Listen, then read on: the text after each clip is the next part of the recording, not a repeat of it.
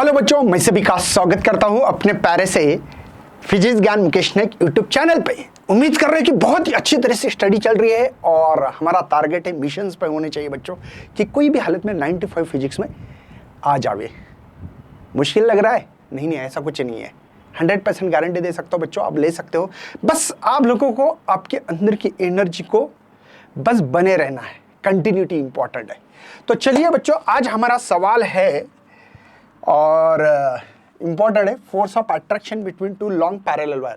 दो parallel wire रहे तो उनके अंदर अट्रैक्शन वाला क्वेश्चन, क्या रिपल्शन वाला भी नहीं हो सकता है? हो सकता है, ऐसा कुछ नहीं है, लेकिन दोनों के लिए मैथमेटिकल कैलकुलेशन करीब करीब सेम है।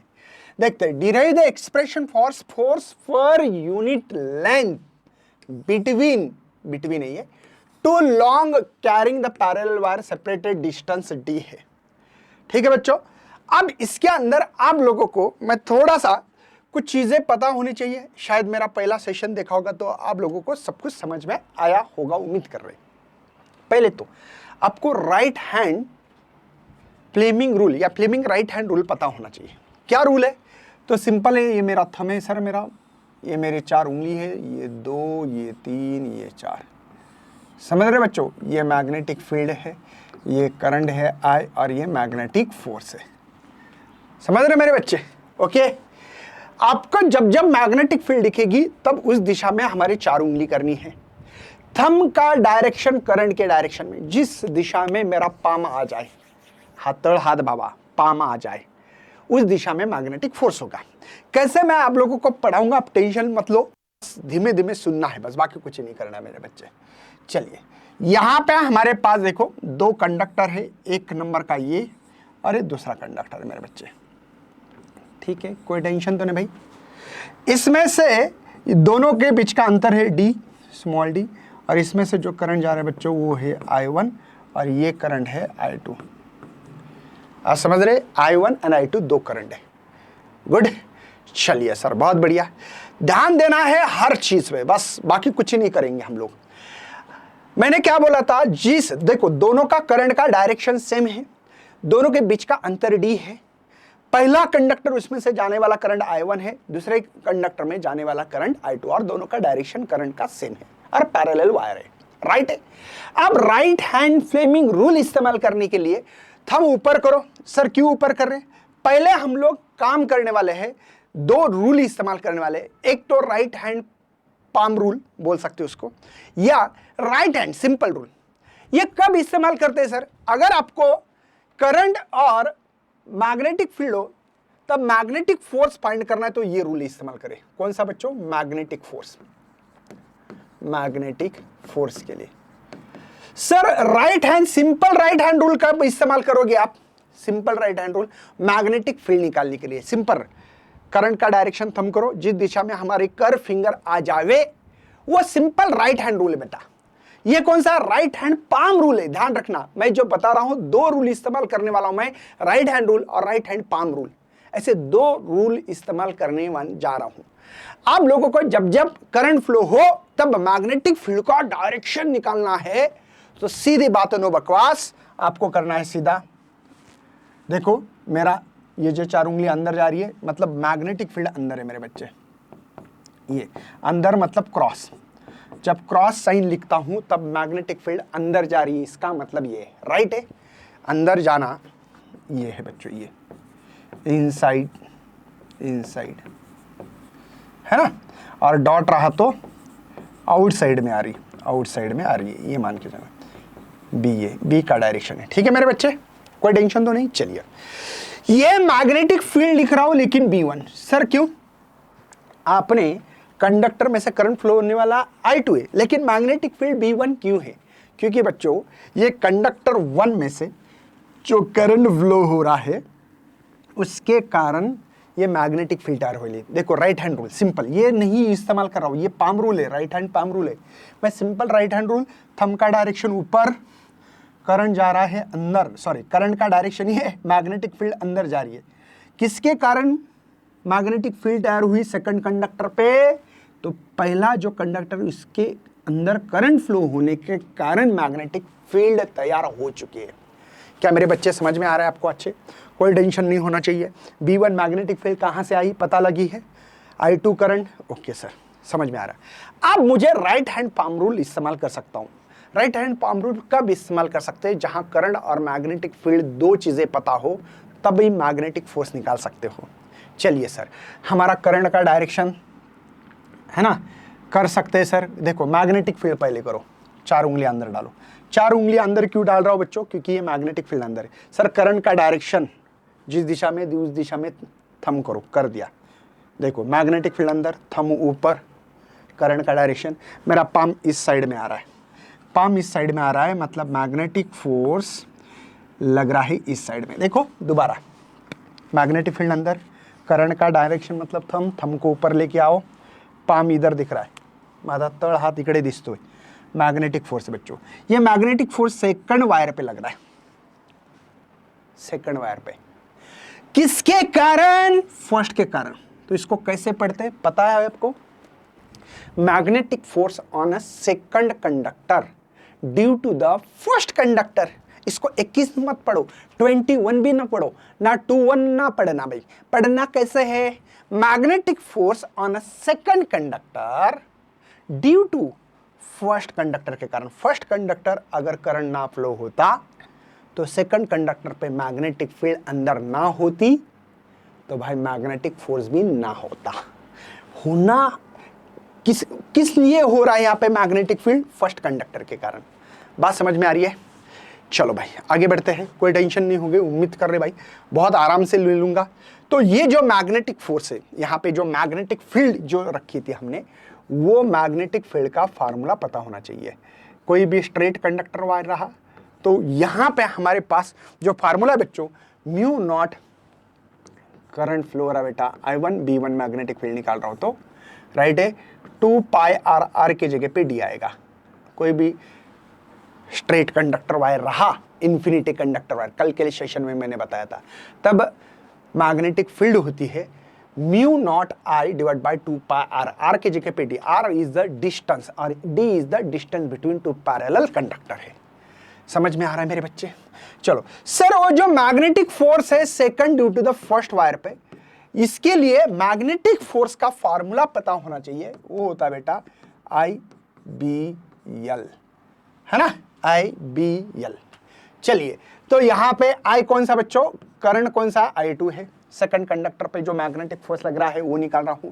मैग्नेटिक फील्ड वहां पे B1 और यहाँ पे इंटीग्रेशन ऑफ DL, छोटे छोटे DL टुकड़े के कारण हो रहा है, मान लेते हैं छोटे DL कर दूं तो राइट है मेरे बच्चे, समझ में आ रहा है? तो magnetic force of second due to the first wire I2। Okay sir, B1 की वैल्यू है सर मेरे पास म्यू नॉट, यहाँ पे I1 divide by 2 pi D और इंटीग्रेशन DL का L मिलेगा, कैपिटल L स्मॉल l जो बुक में दिया है वो लिखो। चलो, magnetic force second due to the first wire divided by length, मतलब magnetic force per unit length निकाल रहा हूं, म्यू नॉट बच्चों डिवाइड बाय 2 पाई, है ना। यहाँ पे I1 I2, देखो I1 I2 divide by D, ऐसे भी लिख सकते हैं, magnetic force per unit length. ठीक है बच्चों, ये मिला। अब इसके ऊपर कैसा फोर्स लगेगा चलिए देखते हैं।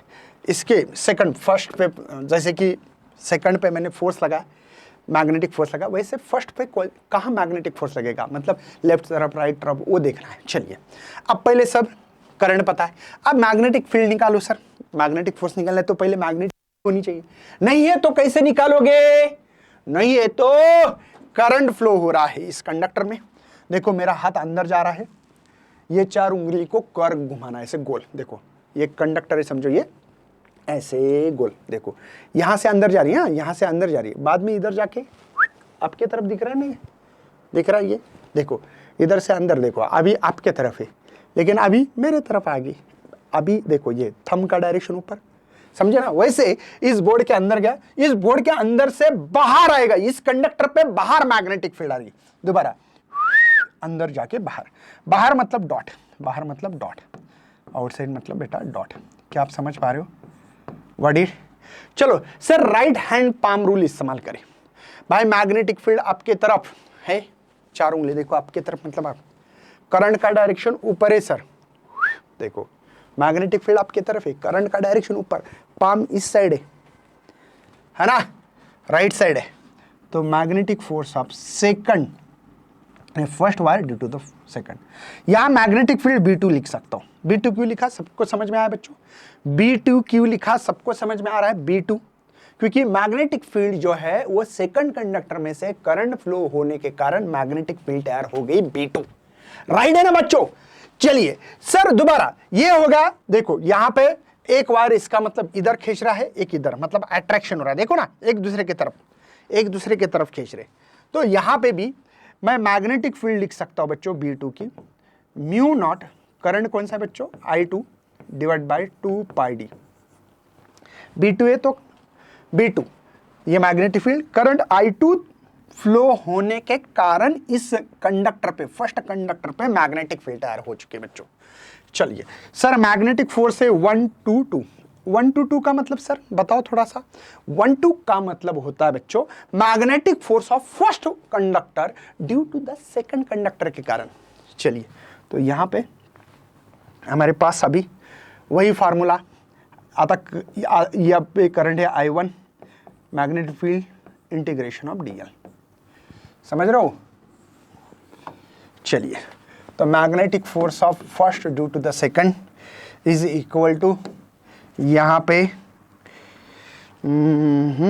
हाँ I1 करंट है, B2 की वैल्यू बच्चों mu naught I2 divide by 2 pi D, right है बच्चों, और इंटीग्रेशन dl का यल, dl इंटीग्रेशन का यल। तो magnetic force of first due to the second divide by length, यहाँ पे भी वही formula mu not I1 I2 divided by 2 pi D, right है, पहला और दूसरा सेम फार्मूला है। मतलब यहाँ पे magnetic force first due to the second equal to लिख सकता हूँ, लेकिन माइनस में। सर माइनस में लिखने का कारण बताओ बच्चों? डायरेक्शन दोनों का अपोजिट, एक है राइट साइड, एक है left, right left, right left, है ना बच्चों? देखो ना ये, तो ऐसे भी लिख सकता हूं। उम्मीद कर रहा हूं बच्चों कि सबको ये फार्मूला समझ में आया होंगे, और यहाँ पे जो भी लॉजिक था वो भी अच्छी तरह से समझा होगा। और ये फोर्स ऑफ अट्रैक्शन है। सर अगर दो वायर अगर अपोजिट डायरेक्शन में करंट फ्लो होता तो रिपल्शन होता। सर कैसे पता लगा आपको? चलिए मैं हल्का फुल्का एग्जांपल दे रहा हूं। यही कंडक्टर में से ये करंट है, इसमें से इसके अपोजिट, ये 1 नंबर, ये 2 नंबर चलेगा, ये I1 करंट या I2 करंट। दिखाओ सर थोड़ा सा हमको प्रैक्टिकली दिखाओ, देखते हैं।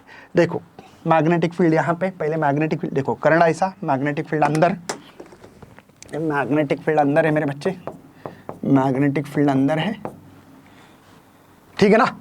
ये मैग्नेटिक फील्ड B1 है, किसके कारण बच्चों? I1 के कारण, इसलिए B1।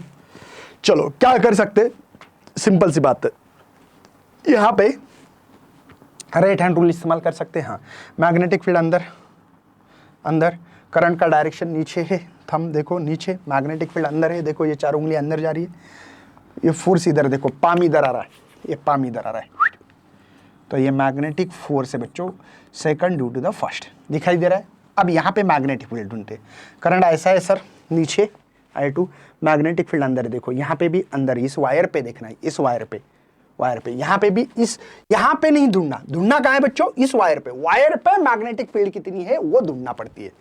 चलिए सर अब देखते हैं, यहाँ पे हमारे पास अंदर आ रही थी, यहाँ पे भी मैग्नेटिक फील्ड, चलो क्या हो रहा है सर? करंट का डायरेक्शन ऊपर, हाँ सर, मैग्नेटिक फील्ड अंदर, फोर्स मेरे तरफ आ रहा है, देखो क्या हो रहा है बच्चों? Magnetic force first due to the second, एक इधर एक इधर, तो क्या ये अट्रैक्ट होंगे? नहीं, यहाँ पे रिपेल होगा बच्चों, रिपेल होंगे एक दूसरे से। बात समझ में आ रही है? चलिए आगे बढ़ते बच्चों, नेक्स्ट सवाल है, इसी के ऊपर हम लोग थोड़े से बात करते हुए आगे भी बढ़ने वाले हैं। क्या बात कर रहे हैं सर? अभी क्वेश्चन से भाई, क्या क्वेश्चन है sir? Magnetic field produce the current in circular arc of wire. एक सर्कुलर आर्क लेना है, बाद में सर्कल भी लेंगे, टेंशन मत लेना।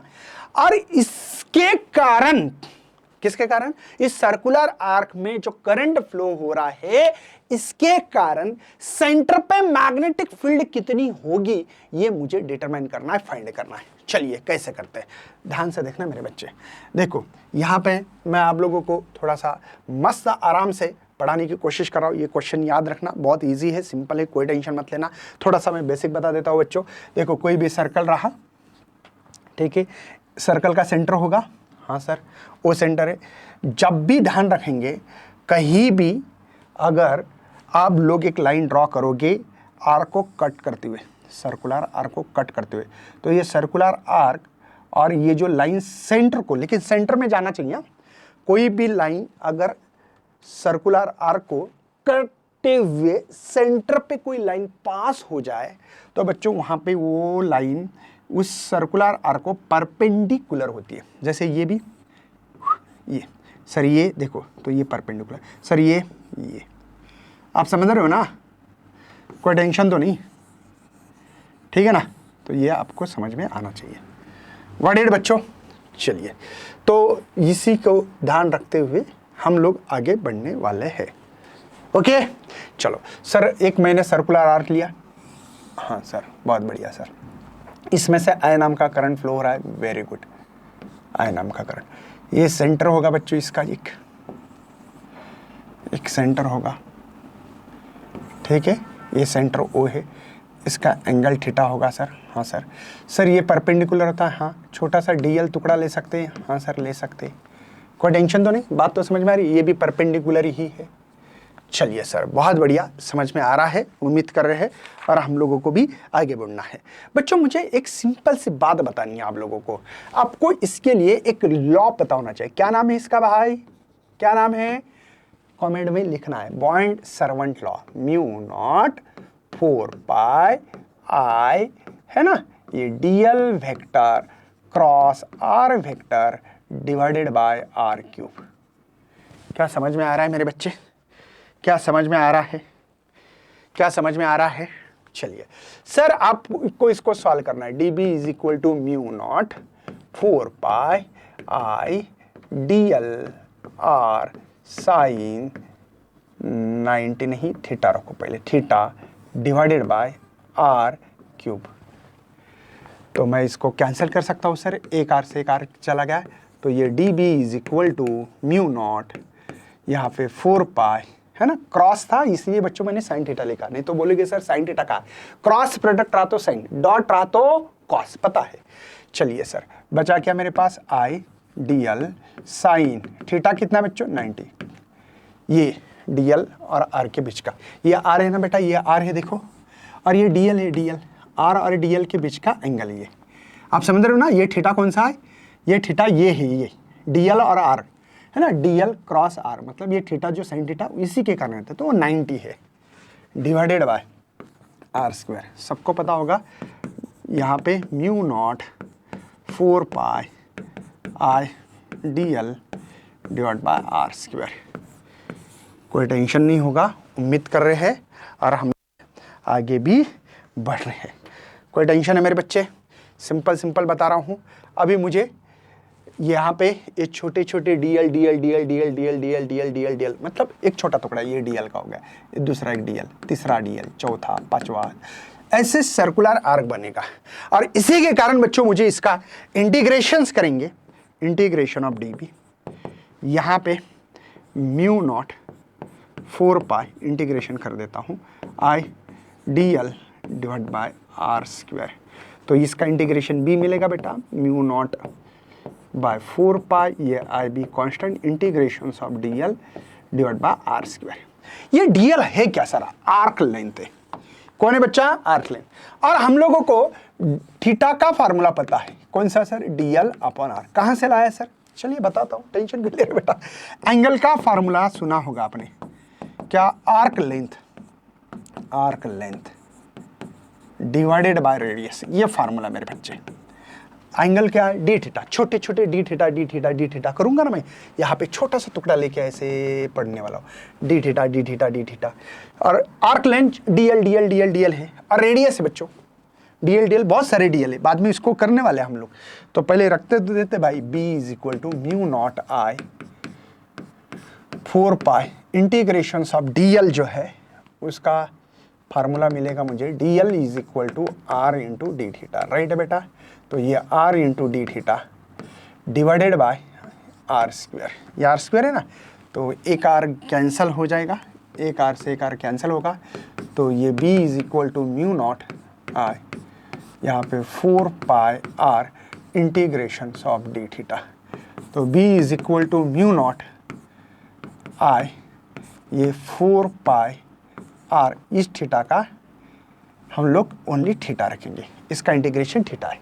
तो यहाँ पे जब भी कोई सर्कुलर आर्क रहे, सर्कुलर आर्क रहे, तो इसके पास कितनी मैग्नेटिक फील्ड होगी, mu not 4 pi I by R, small R is the radius of इस सर्कल। जैसे थीटा, इस थीटा के ऊपर डिपेंड है, 30 है, 60 है, 70 है, 80 है, एंगल के ऊपर डिपेंड करेगा मैग्नेटिक फील्ड कितनी इस सेंटर ऑफ पॉइंट पे होगी, ओ पॉइंट पे कितनी मैग्नेटिक फील्ड होगी, ये निकाल सकते हैं। समझ रहे? अगर किसी ने माना कि सर मैंने ऐसे करते करते अगर मैं इसको सर्कल बनाऊं तो, है ना, चलिए इसका भी देखते भाई खेल। चले भाई, अब इसके लिए हम लोगों को इंटीग्रेशन ऑफ या थीटा की ही वैल्यू हम लोग 2 पाई रखेंगे। क्यों? एक कंप्लीट सर्कल के लिए एंगल 2 पाई होता है। चलो रखो बोला सर, ये b is equal to mu not I 4 pi R, ये 2 पाई। चलो सर क्या करोगे अभी, पाई से पाई कैंसिल, 2 2 जा, तो एक सर्कल रहा कंप्लीट, तो म्यू नॉट बच्चों आई डिवाइड बाय 2 आर, इतनी मैग्नेटिक फील्ड होगी सेंटर पे। किसके कारण? पूरा ये सर्कल ऐसा कंप्लीट रहा, तो पूरा सर्कल रहा, तो इस सर्कल के कारण जो सेंटर पे मैग्नेटिक फील्ड होगी, पूरे सर्कल में करंट फ्लो होना चाहिए, लेकिन करंट फ्लो हो रहा है, और इसके कारण अंदर जो मैग्नेटिक फील्ड होगी, देखो इसके अंदर ही मैग्नेटिक फील्ड है, राइट हैंड रूल करो सिंपल, तो यहाँ मैग्नेटिक फील्ड अंदर मिलती है ऐसे। तो ये बच्चों बहुत इंपॉर्टेंट क्वेश्चन है, वही बता रहा हूँ आप लोगों को। तो ये दोनों क्वेश्चन अच्छी तरह से प्रैक्टिस करो, नहीं समझ में आ रहे तो कमेंट करते चलो, हम लोग और भी आपको क्या दे सकते हो कोशिश करते रहेंगे। तो चलिए बच्चों, इसी के साथ खत्म करते हैं इस सेशन को। बाय, जय हिंद, जय Bharat, bye bye bye bye bye bye बच्चों, बाय।